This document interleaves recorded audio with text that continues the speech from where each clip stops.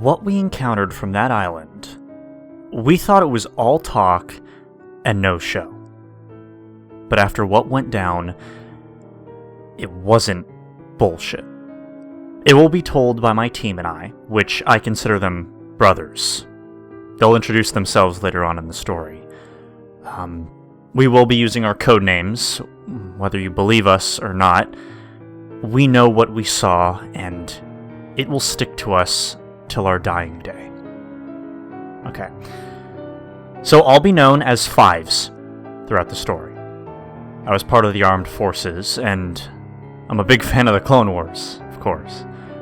I am what you would call a mercenary. I've done jobs that don't necessarily have killing in them, but it has involved reconning and breaking bones. I have limits to it, but, the pay is well, and of course it pays the bills. Of all the jobs I've done in the past, this next one got me questioning. Why did I accept this job in the first place? The employer for this job contacted me throughout my business email and said that he had a specific job for me and would like to talk to me in person. At first, I wasn't too sure about that, but I still kept my guard cautiously. I agreed on meeting the employer in a specific location, and, we met and sat, talking business about the job. While we met, I asked him, how did he get my info? Well, I got your contact from one of the employers you've done in the past with, he replied. Very well. Before we continue, what name shall I call you? I asked him. For now, you can call me Trench. I agreed, and as the waitress brought us our drinks, Trench had whiskey and I had a soda. Now, the job I have is rather classified. Others have declined to do it, and seems as though you have the courage to do so. Well, that depends on what it implies, I said. Well, I'm sure you've been to a place called Disney World, yes?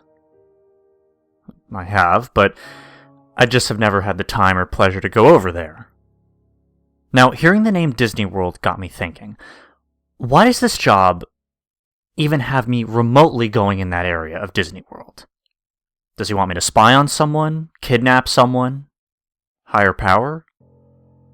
Or maybe, just maybe, find the frozen body of Walt Disney? It had to be because he did say it was classified, and that others have turned down this type of job, so really, it's gotta be that. But, boy, I was wrong. So, what does this job have to do with Disney World? I asked. I'll tell you about that if you accept this job. All I'm telling you now is that the job is real, and the money is real. So do you accept? Well, how much are we talking about? I asked. Like I said, only if you accept this job, Trench said. Not leaving much options, I sighed. Very well. I accept the job. Excellent. Now, this job centers around something in particular. I'm pretty sure you've heard the name Discovery Island. I sat back in shock. Of course, I've heard rumors and stories about the place, and was a bit skeptical with it with all the urban legends.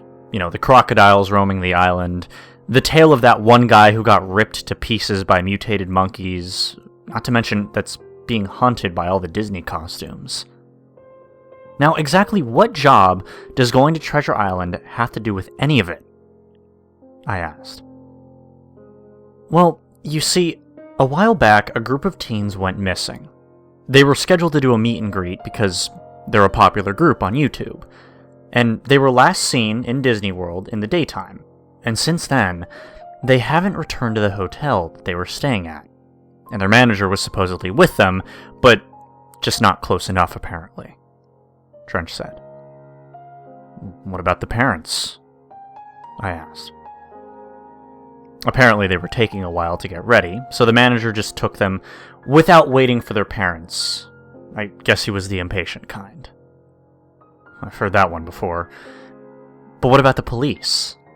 Didn't they get involved? Well, they did, but apparently they didn't want to make a big deal out of everything to make other kids get worried, since, it is called the happiest place on Earth. They're trying to keep it on the down low. Even so, they still checked the entire park, and they came back with nothing. However, a friend of mine said that he saw a group of kids being put on a boat not too long ago, and taken to the island by a hooded figure. He already tried going to the police with this as a witness, telling his story. The police went to go search on the island, but they came back with nothing. He insisted that they go back and double or even triple check, but, nothing. What he said, he told them that he's not crazy, but the police kept telling him that they found nothing and that they'll still put it under investigation. But if he keeps pushing it, they will arrest him, Trench said. Okay. So your friend believes that these teens might still be alive on the island, and I'm hearing that correctly? Yes. And of course, when I mentioned the island to others before you, their face would turn pale, and they declined it. Now I'm giving you this job. However, this job cannot be done alone. I would recommend you bring about 6 men to accomplish this. And you're one of the 6, so you'll need 5 more.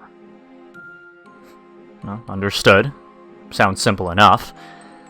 And I believe I may know the other 5 men that will accept this job, I said. As I said this, he showed me a bag that he was carrying. It was full of money. How much did you say that this job was for? I asked. Enough for you and your little friends. However, if you don't succeed this job, you and your brothers, as you call them, can kiss this money goodbye. And I'll find others to do this work, Trench said, making that statement clear. After hearing that, now I knew that we definitely needed to succeed on this mission. Of course, we do need the money. He didn't give me a vanilla folder containing the map of the island, which you can't get very far on Google and scroll around without finding it. I should know because I gave it a try on my laptop and gave it a virus. $400 down the drain. Anyways, it also contained the missing teens with their names, and a full description of what they look like. It's a total of 8 teens, 5 girls and 3 boys. I won't say the full names, but I will say the letter of their first names in the story. I'll contact you when the job is done, I said to Trench. Excellent. I'll be waiting, he replied. He got up, paid for his drink, and walked out through the door. So did I, thanking the waitress. The first brother I contacted is who we call Wrecker. When it comes to his temper rising, it's best not to be on his bad side. Overall, he is one tough son of a bitch. Let's see. Next on the list, we call Cut Up. He's a joker at times, but when it comes to getting the job done, he'll always be the one to count on. Next one is Bullseye. He was in the armed forces along with me. We always got sharpshooter qualifications. We were really close in there, and still are in the civilian world. Next was Eagle Eye. He really knows about tech. His specialty is hacking, but for good reasons, and especially making equipment in a flash. So we'll definitely need him for this type of job. Let's see. Last but not least, Blackheart. Now, he at times can be cold-hearted and seem not to care to hurt people when it comes to brotherhood. You trust each other and every one of us with no questions asked, so, he's loyal. Now, I called them up to gather for this announcement that I'm about to tell them, which is really about this job. So, I'll update when the boys are done introducing themselves. Hi. This is Wrecker. I believe Fives told you how we came to this position. Well, he isn't wrong when he said that we needed cash, because we all do need it. Fives did indeed inform us about the job the employer told them. We were at first resistant about it because, of course, we all know about the history of that fucking goddamn island. And he did make some valid points about our situation. Yeah, it wasn't our best option, but we were running out of them. We do need the cash. The teens, no offense, but I did think that they, well, possibly could be dead, because it's pretty much common sense that they pretty much are dead. But nevertheless, we did decide to do this job. It's going to be one hell of a ride for sure. I especially told my fiancée about this job. Yes, she did get upset about it after I explained everything to her. She already tried to persuade me not to do it, and to look at other options. But to be honest, there really isn't any other options. We did go back and forth about this, and yes, she knew we were struggling, and that we do need to take risks at times, so she eventually agreed. I'm getting my stuff ready for this type of job, so I'll talk to you later. Hi, I'm Cut Up. Of course, Fives told you who I am. The job is risky, no doubt about it. No one in their right mind would go to that godforsaken place.